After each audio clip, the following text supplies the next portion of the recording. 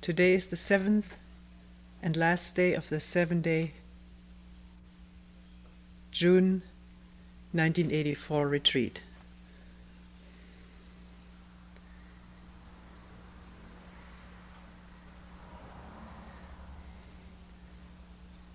To give you and myself a break from the same words every day, we'll read from Huang today. Not that you haven't heard those words.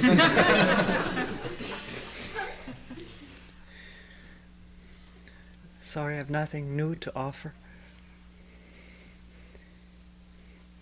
Actually, the newness doesn't come with a new material. It comes with a new way of listening, in which the listening is not connected to what one has already heard, but disconnected in the attention of listening. And then maybe something can be seen which is nothing.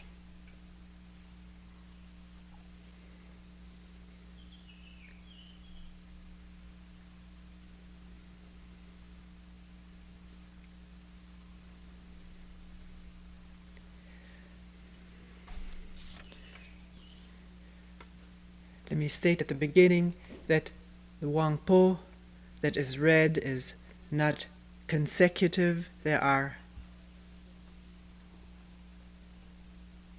large and small deletions of sometimes just words, parts of words, sentences, paragraphs. Buddhist terms are, if possible, not used or jumped over,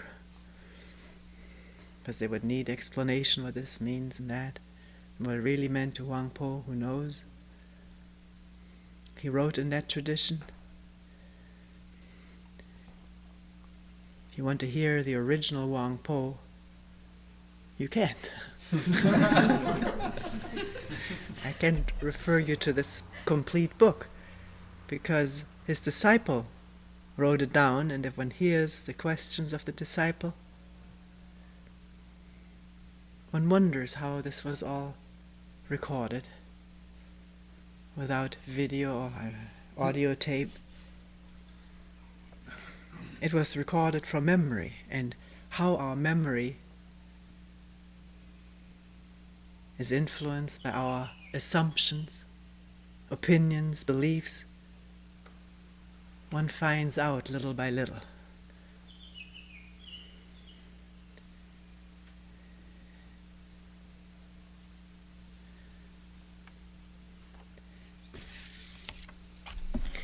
This particular section is a question and answer between Huang Po and his disciple, who was a government official and scholar of Buddhism and a devoted follower of Huang Po.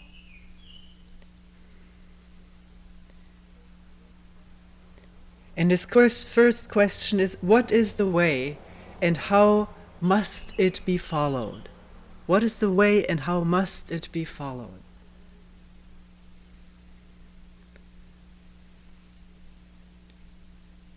The ancient Chinese had a word for way, a concept, or maybe an intuition of what was called the Tao. And then there is the Buddha way,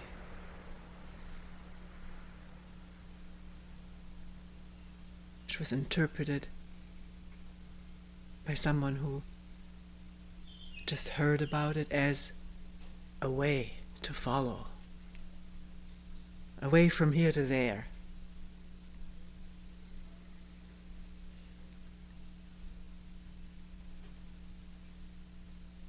The there being whatever is postulated as the final goal, the final attainment. So here this question, which was very common: what is the way and how must it be followed? Asking for a method to follow it so as to attain the goal. And Huang Po says, what sort of thing do you suppose the way to be that you would wish to follow it?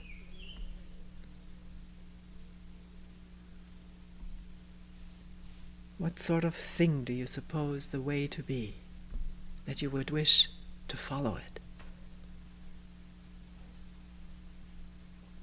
The questioner says, what instructions have the masters everywhere given for practice, or for meditation practice and the study of the truth? The word used is Dharma, but Dharma stands for truth. What instructions have the masters everywhere given for meditation practice and the study of the truth?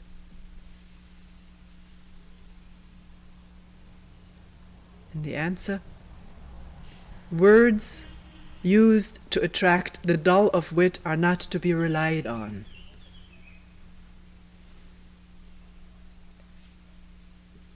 Don't rely on words.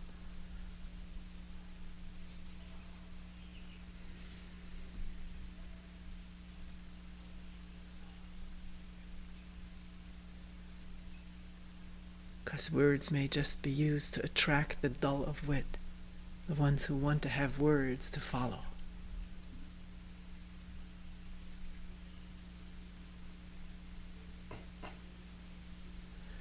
The questioner says, if those teachings were meant for the dull-witted, I have yet to hear what truth has been taught to those of really high capacity.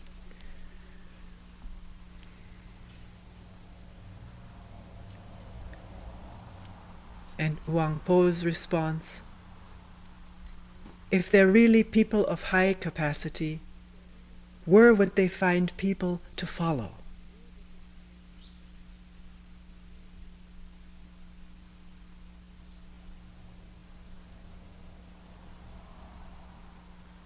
Following someone.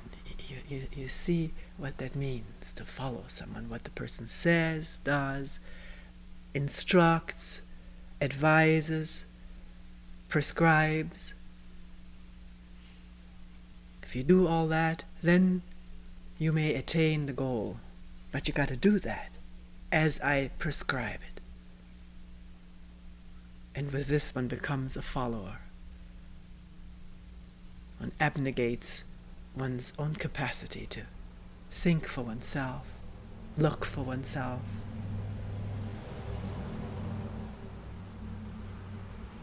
Stand alone.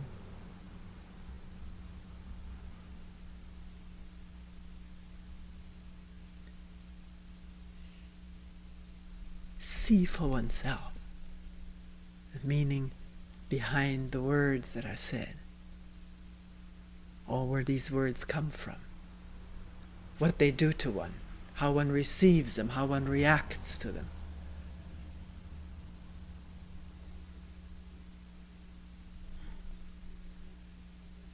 Huang Po continues, if they seek from within themselves, they will find nothing tangible. How much less can they find the truth worthy of their attention elsewhere?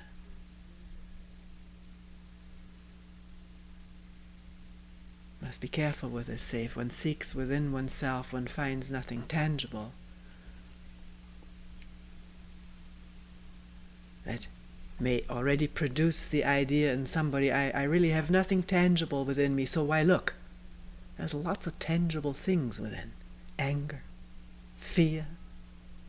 Well, maybe not tangible, but it's manifested physically. It's there. It's avoided, even though it is there. So not to have a concept that there's nothing tangible within. Maybe what Huang Po means is, if one really looks at anger, or is that, then where is it? And one can find that out for oneself. One has to. Cannot take this from someone else and therefore conclude this stuff is all illusory. It's not illusory, it's there. It gets triggered with one word, and there's fear, or anger, or an upsurge of violence.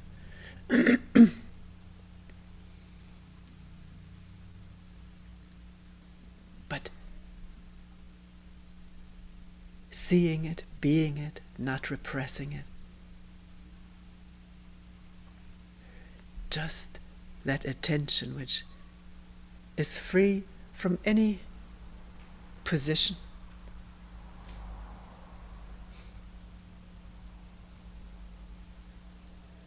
It's free.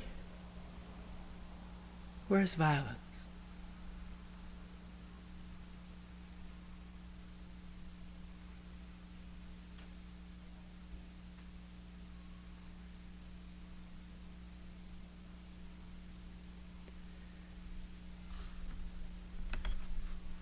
If they seek from within themselves, they will find nothing tangible. How much less can they find a truth worthy of their attention elsewhere?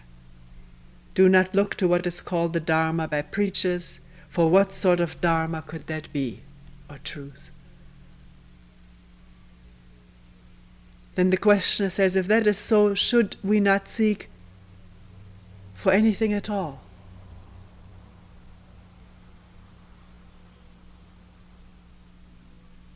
And Huang Po says, by conceding this, you would save yourself a lot of mental effort.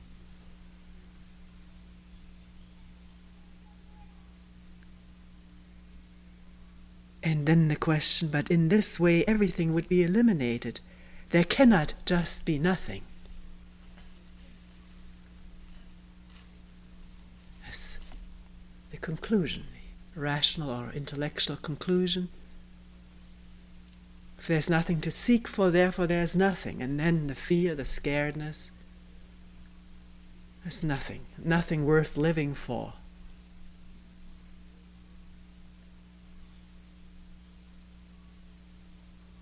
And then the inner protest, there cannot just be nothing,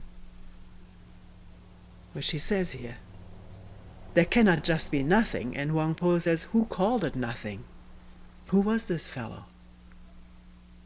But you wanted to seek for something.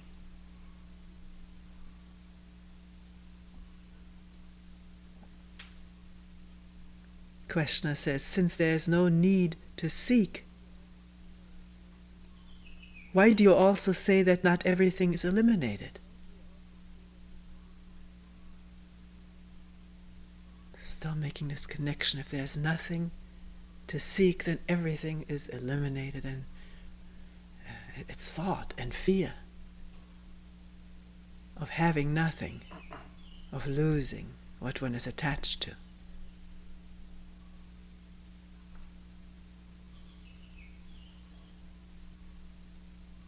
Since there's no need to seek, why do you also say that not everything is eliminated?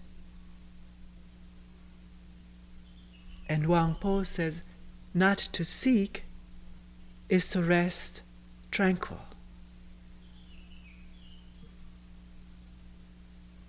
Not I must rest tranquil. This is seeking tranquility. But just not seeking.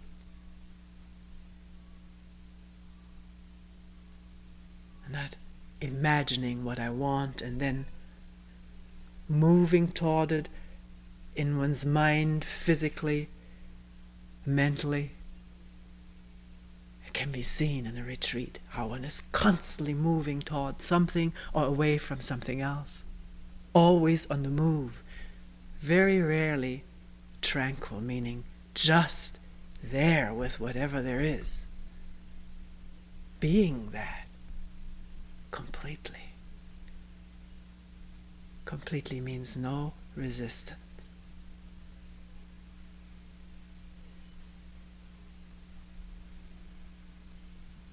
Not to seek is to rest tranquil. Who told you to eliminate anything? Look at the void in front of your eyes. How can you produce it or eliminate it? We skip the word the void. Look in front of your eyes, or just look. Who told you to eliminate anything? Or to produce it?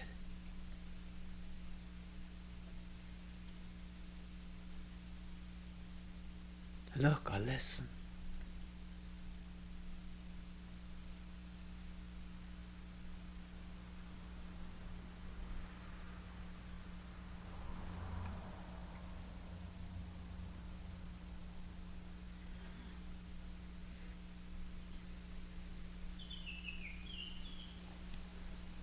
And the questioner,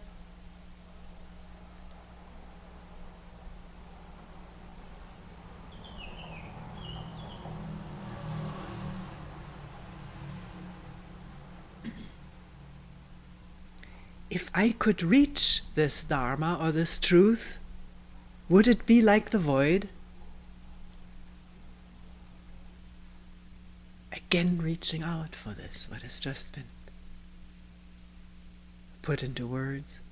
If I could reach that, then would it be like the void that I've also read so much about? Which is supposed to be luminous and this way and that way. And Huang Po says, morning and night I've explained to you that the void is both one and the many. I said this as a temporary expedient, but you are building up concepts from it. And the questioner says, do you mean that we should not form concepts as human beings normally do?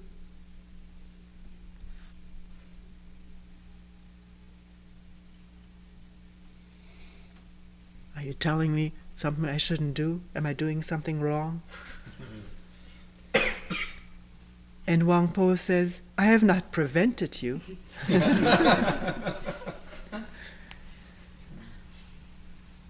It's happening. Do you see it? Every instant can be a revelation. But we're so caught up in the content of the words or thoughts that there's not this space of distance in which is seen what is happening, which may be arduous. It's much simpler to drift with the thoughts and memories.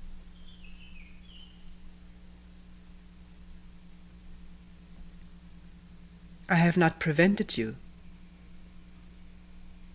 but concepts are related to the senses, and when reaction takes place, wisdom is shut out.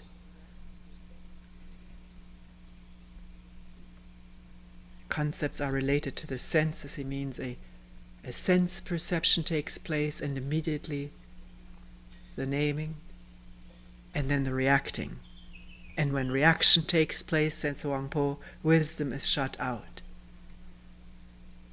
Because reaction is habitual, programmed, automatic.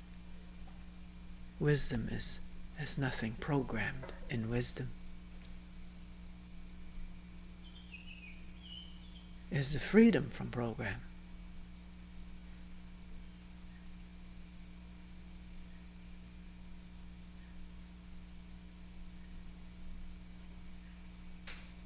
Action free from program, free from reaction. No reaction, but action.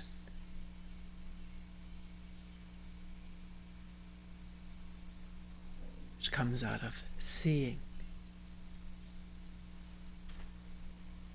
Without this overriding sense of self.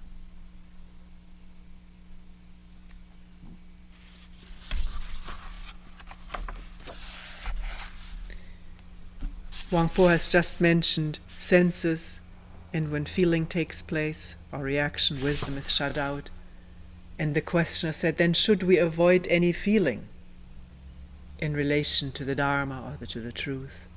Always looking for a guideline of what to do, something to hang on to so that I can follow it, which all prevents seeing.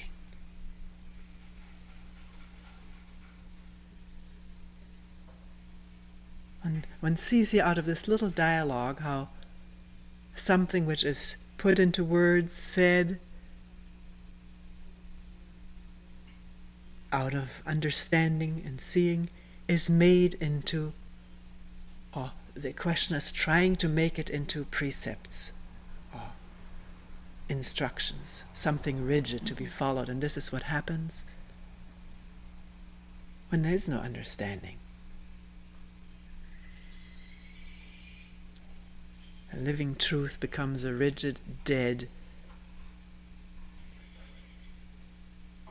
commandment, precept, scripture.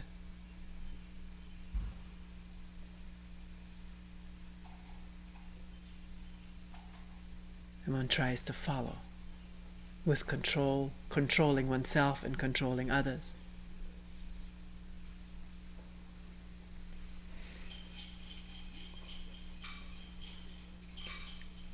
The questioner has just said, should we avoid any feeling in relation to the truth?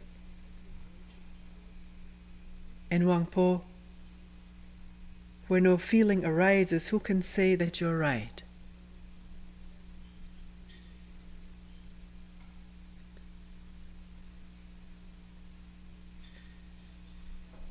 And the questioner, why do you speak as though I was mistaken in all the questions I've asked, Your Reverence?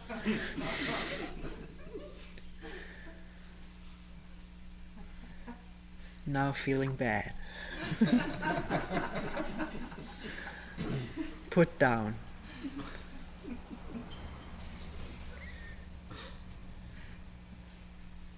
The self-image stepped upon.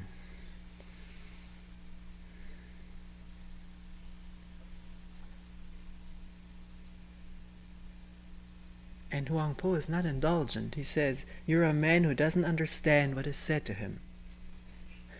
What is all this about being mistaken?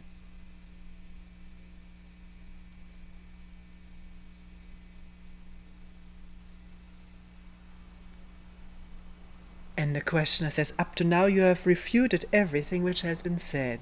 You've done nothing to point out the true Dharma to us.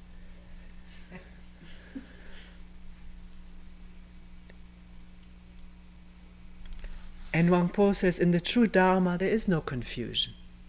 There's no confusion. In truth, there's no confusion. But you produce confusing by such questions. What sort of true Dharma can you go seeking for?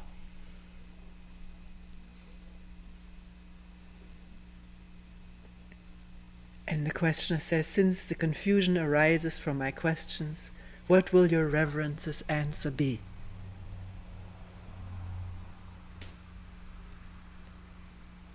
And Huang Po says, observe things as they are and don't pay attention to other people. Don't know what he means here by other people, either worrying what they think about you or teachers who tell you, I can give you the true Dharma if you follow me.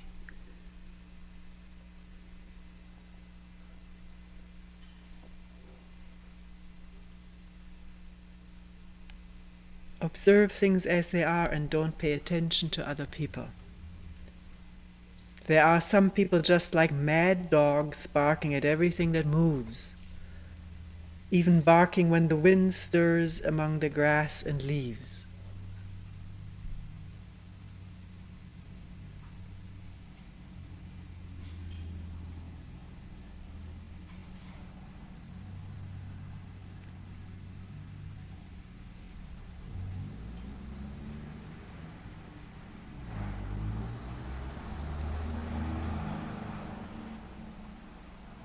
It's a tremendous question. Can one be in the presence of the wind stirring the leaves, being stirred up without immediately reacting, without reacting?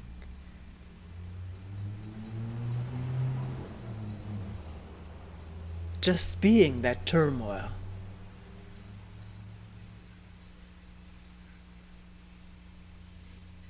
Some people have mentioned the wonderment at going to the lake daily and seeing all these different moods. At times this mirror-like quality of the lake, or sometimes just these little innocuous ripples. And then when there's a strong wind, there's enormous waves and foam and bubbles and splashing and all the noise produced.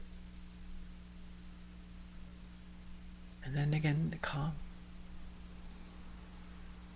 or just the ripples.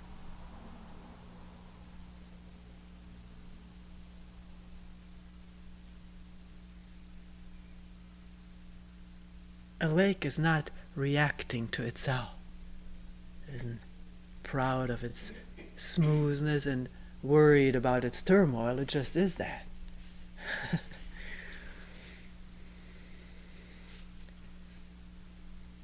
It doesn't hang on to the past state. It doesn't. It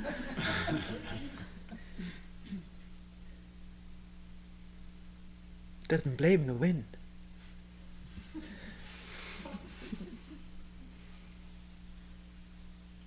Nor itself.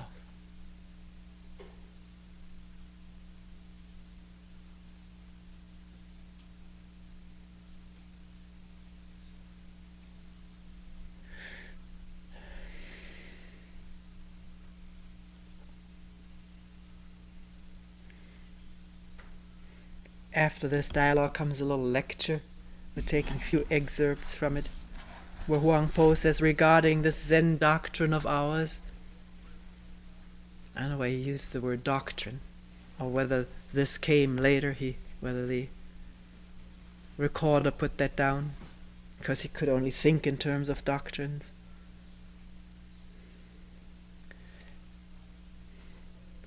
Regarding the Zen doctrine of ours, since it was first transmitted, it has never taught that men should seek for learning or form concepts. Studying the way is just a figure of speech. It's a method of arousing people's interest. In fact, the way is not something which can be studied. Study leads to the retention of concepts, and so the way is entirely misunderstood. Moreover, the way is not something specially existing. Truly, it is not located anywhere. The first step is to refrain from knowledge-based concepts.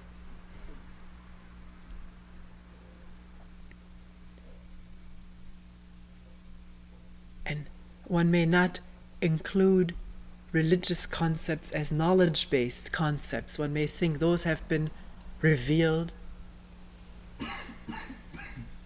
Devout Christians are convinced that the Bible is the Word of God. It's not knowledge. So knowledge here does not refer to scientific or whatever. It refers to religious knowledge, which is knowledge. We do pile up religious concepts just like any other. Even the past experience becomes knowledge. First step is to refrain from knowledge-based concepts. This implies that if you were to follow the empirical method to the utmost limit, I don't know what he means by this, so we'll skip over it. On reaching that limit, you would still be unable to locate mind. Maybe any kind of method that promises success, following it, studying it, whatever. At the end, still unable to locate mind, this is with a capital M here, meaning not the mind of knowledge and concepts.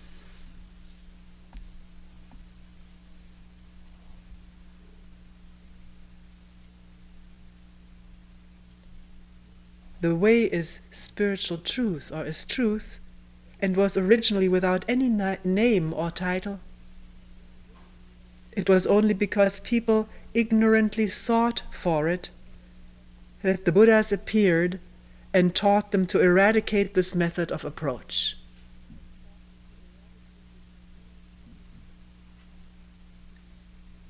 But we haven't eradicated it. We're still at it.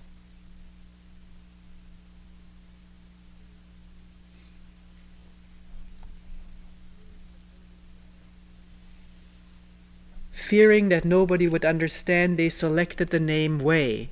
You must not allow this name to lead you into forming a mental concept of a road, a path from here to there.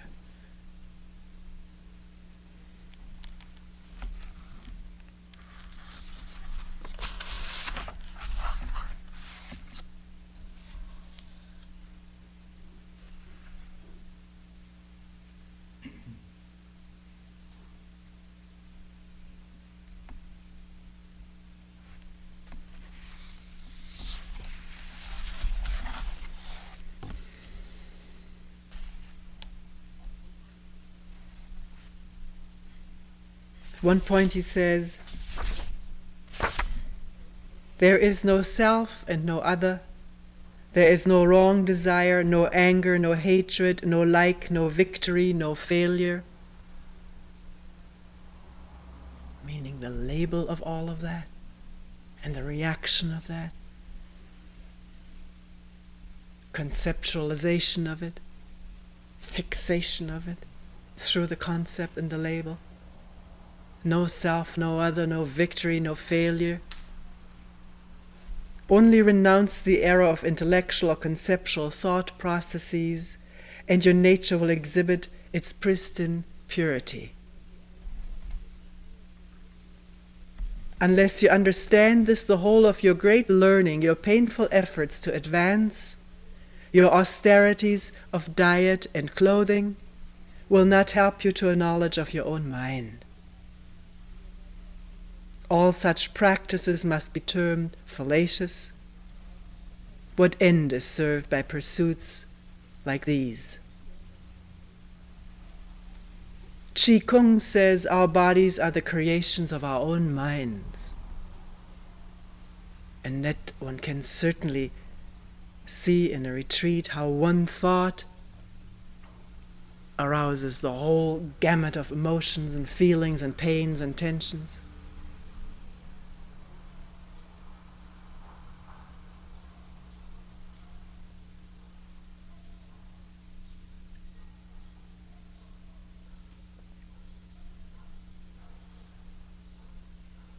But how can one expect to gain such knowledge from books? If you only could comprehend the nature of your own mind, there would naturally be no room for even a grain of error to arise.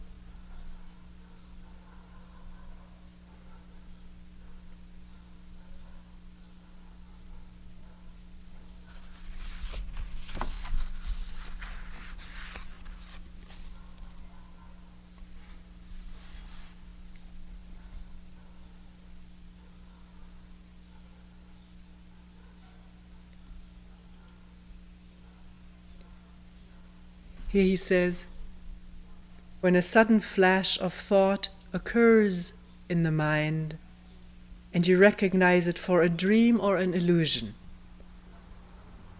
then you can enter into the state reached by the Buddhas of the past.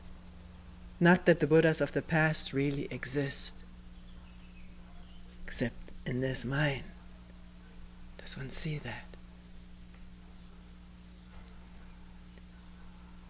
Incidentally, if one hears a sentence like that, when a sudden flash of thought occurs in your mind and you recognize it or see it, for a dream or an illusion, a separation, then you can enter into the state reached by the Buddhas of the past. One may like to hear that. He said it and one listens to it. The question is, does an image arise if one has seen a flash of thought as a separation? Does the image arise, now I've gotten someplace? I'm well along the path? I've reached a stage?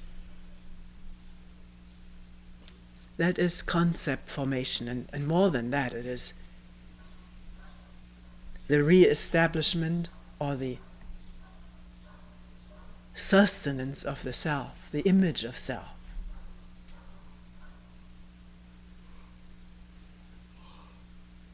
Does one see that in a flash as the separation and the source of sorrow, frustration, disappointment, antagonism, feelings of superiority or inferiority?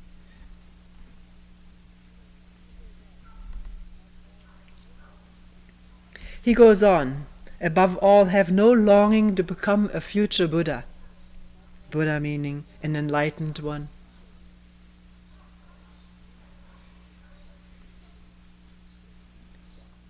A wisdom being or something of this sort. Your sole concern should be, as thought succeeds thought, to avoid clinging to any of them. Can one's concern be Let's not say should, because with the should comes I can't do it. And with that, a self-image of a failure. And the physical accompaniment to that song.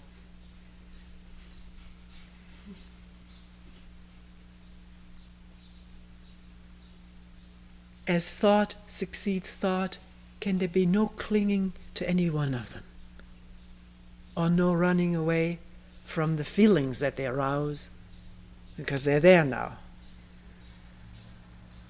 They have been produced.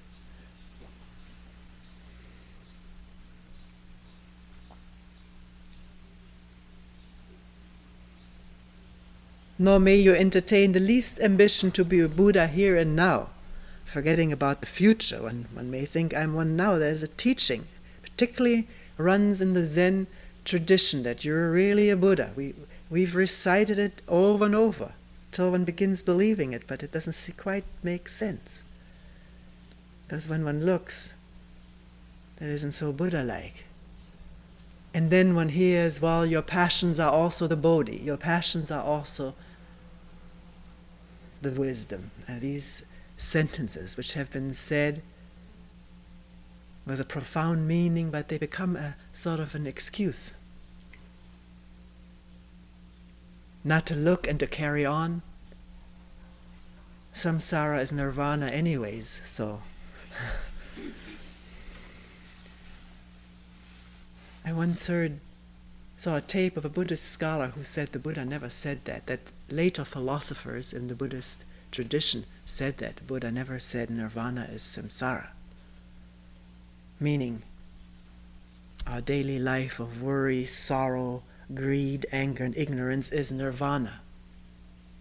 Is also nirvana if we only understand, if we're well enough advanced on the way that we understand that.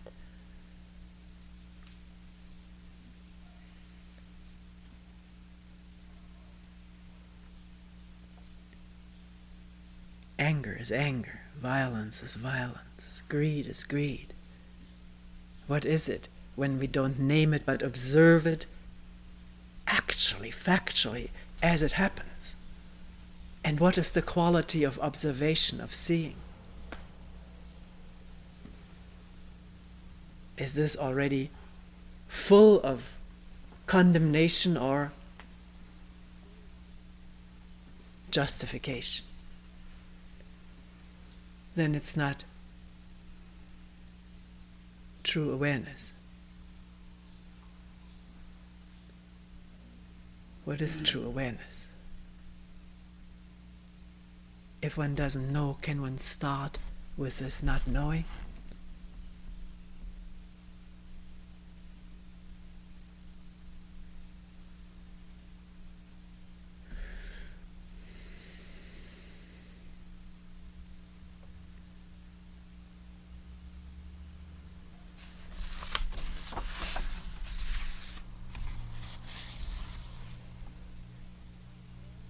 At another point, Huang says, all this talk of Bodhi, Nirvana, the Absolute, the Buddha nature, the Mahayana, the Theravada, the Bodhisattvas, and so on, is like taking autumn leaves for gold. To use the symbol of the closed fist, when it is opened, all beings, both God and men, will perceive that there is not a single thing inside. Nothing to be attained or gained, which is, if this is understood, this is the end of our mad striving.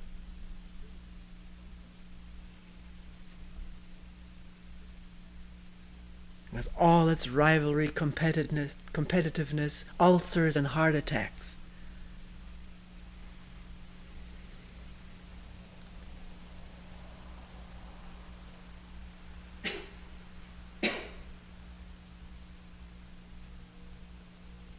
Where am I right now? That is crucial to understand and to look at.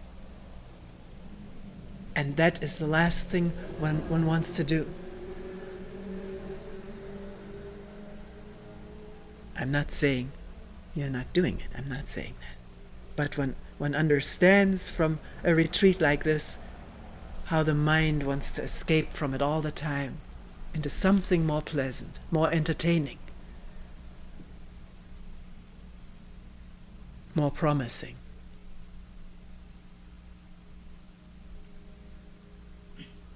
And yet, one instant of totally being there with whatever, being that, no division.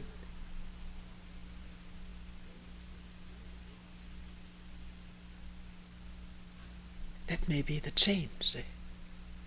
The door, whatever word.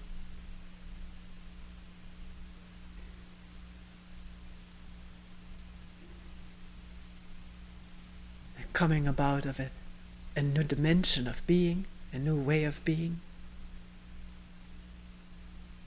At that instant, no division. Our whole life is nothing but division, within and without. Where will we start?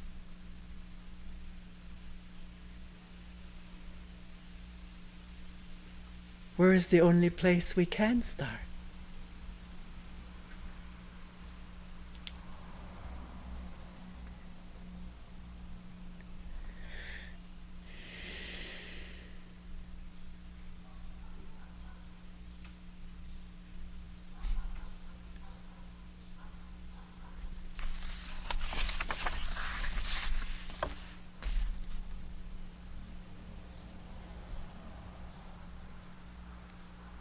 At this point here, he says, refrain from seeking Buddhahood or enlightenment, nirvana, liberation.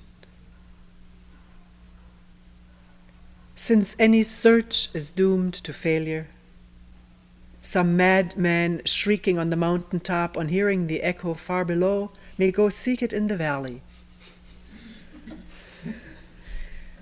But oh, how vain his search. Once in the valley he shrieks again, and straightway climbs to search among the peaks, why he may spend 1,000 rebirths or 10,000 eons searching for the source of those sounds by following their echoes.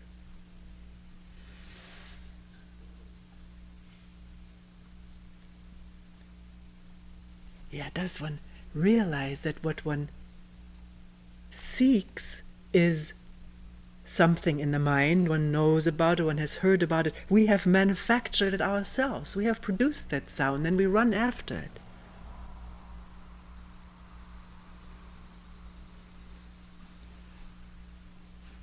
Why do we produce such things?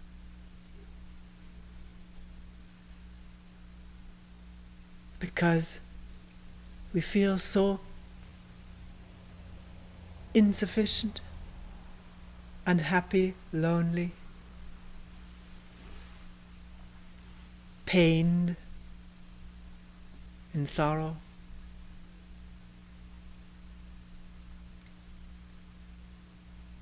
Which is already the result of our previous pursuits and wants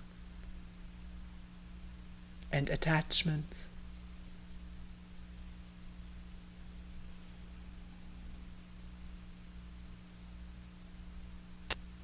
Can we remain with it for an instant? For an instant of no time.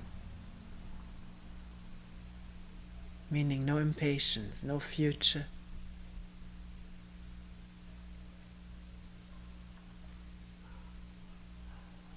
Not wanting to use this being with it for the sake of a future reward. Seeing all those habitual movements going on and again just remaining with it. Not allowing thought to manufacture and produce printouts.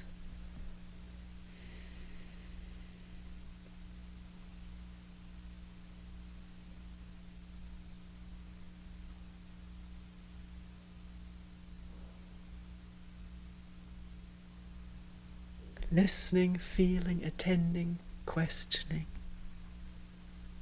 Who, mu, what?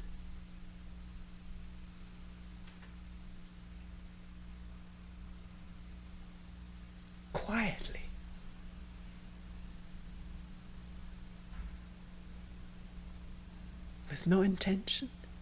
Is it possible?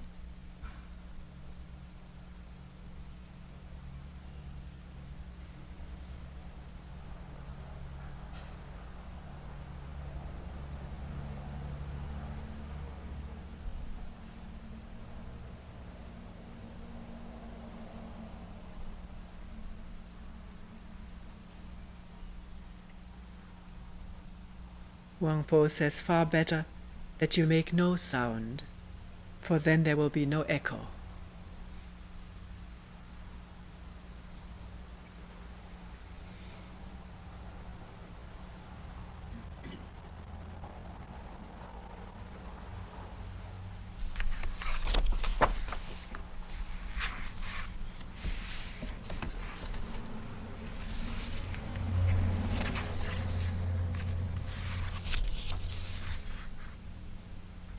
At one point the questioner says, what is implied by seeing into one's real nature?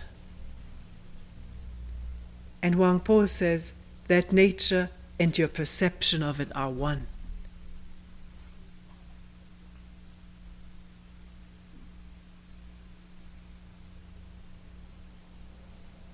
You cannot use it to see something over and above itself.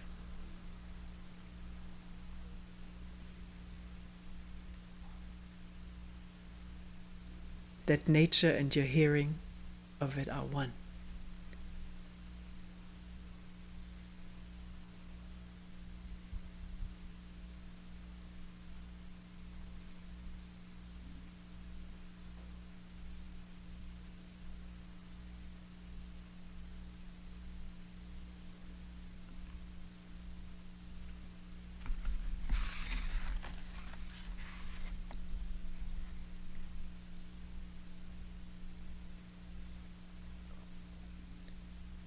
Another point he says, this being so, why this talk of I see, I hear, I receive an intuition through enlightenment, I hear the truth from the lips of an enlightened one.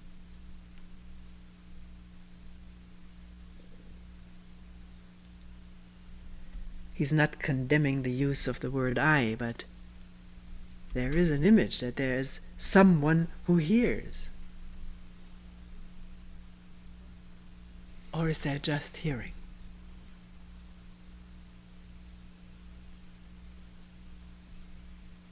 That I, what is it? Can you see that? If you say, well, but I am hearing. There is someone who is hearing.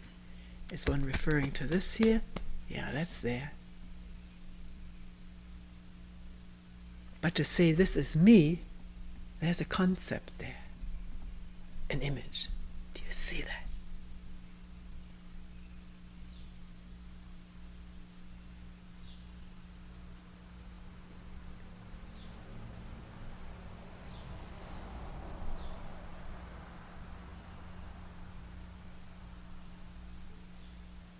It's extra.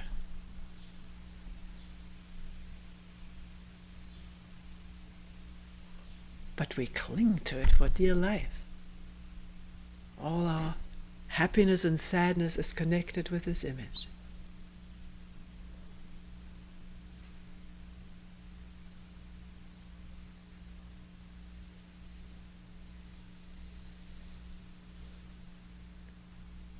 Somebody says to us, to one, you're so beautiful. I've never seen anybody so beautiful in all my life. You're the one I've been looking for. What happens to the self-image? Becomes excited, to say the least. And not just the image.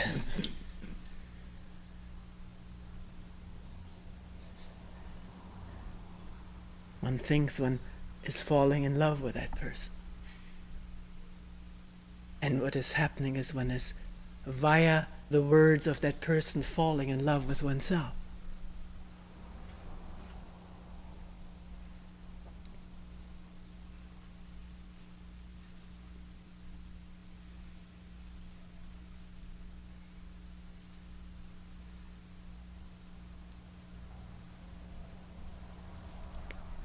will one observe those things or just be so caught up that there's no space for light, the light of understanding?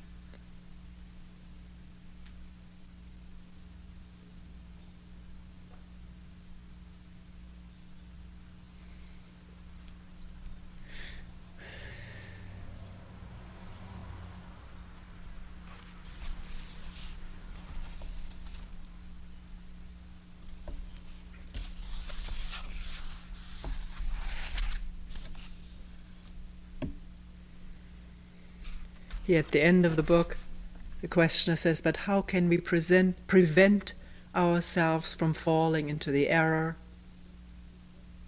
of making distinctions between this and that? They've been talking about this. This is good, this is bad, this I like, this I don't like. Or just labeling, which in itself is no problem if it doesn't separate. If a label is seen for a label, one names a flower, but it doesn't come in between. It doesn't blur. It's not so important. The flower is still there.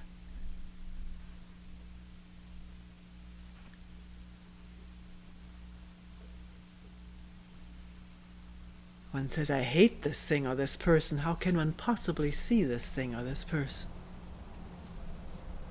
One is then looking at the image of the past that one has of this thing or that person.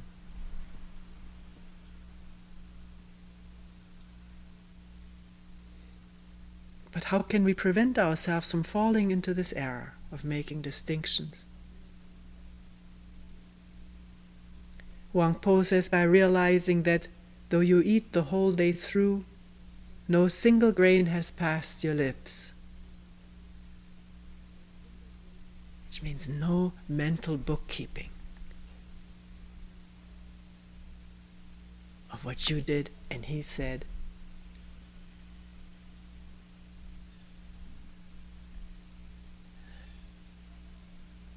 No bookkeeping.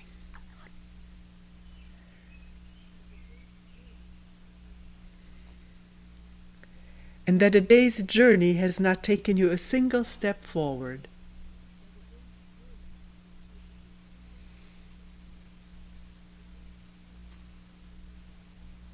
In other words, dropping idea of success, failure, progress, advancement, and being with the journey from moment to moment.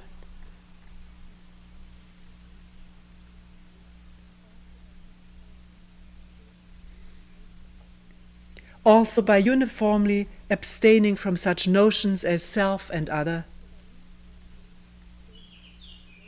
Do not permit the events of your daily lives to bind you.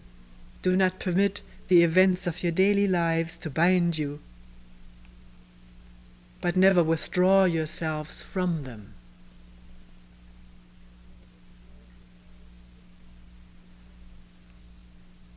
Avoid the error of thinking in terms of past, present, and future.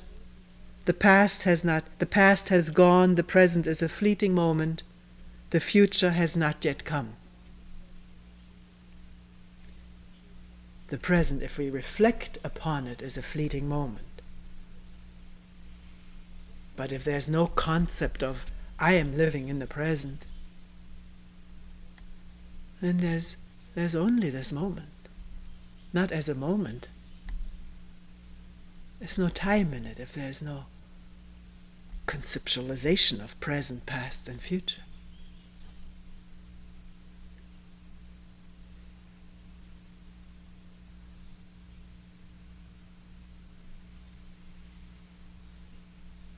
That's the movement of thought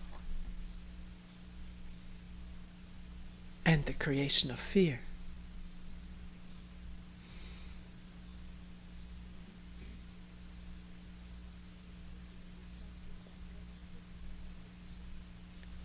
He says here, when you practice Zazen, sit in the proper position, whatever that is. I don't know what for Huang the proper position was, or whether he in fact said that.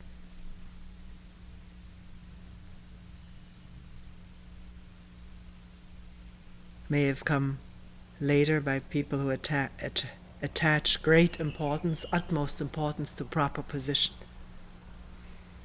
One can be so obsessed with proper position that one is creating incredible tensions throughout one's body for fear of not sitting in the proper position.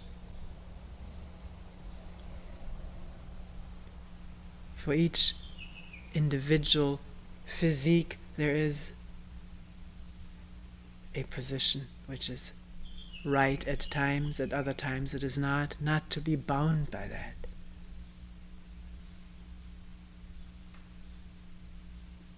Proper position may be walking or lying down.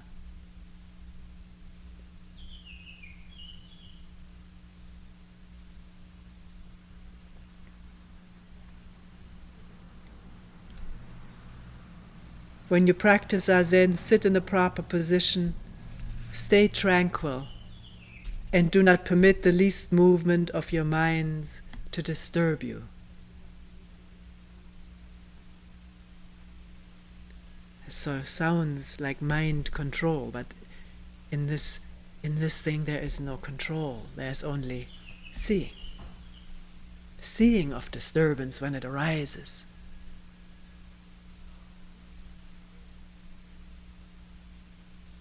Is this our phone? The phone?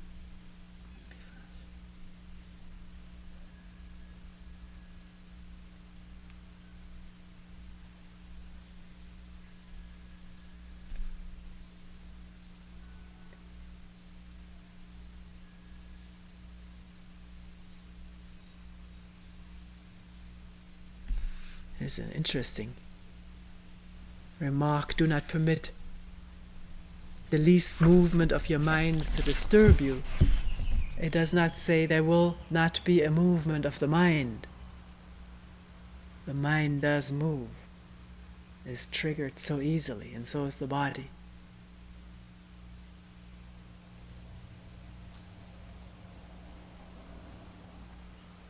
Is there awareness or is there automatic reaction?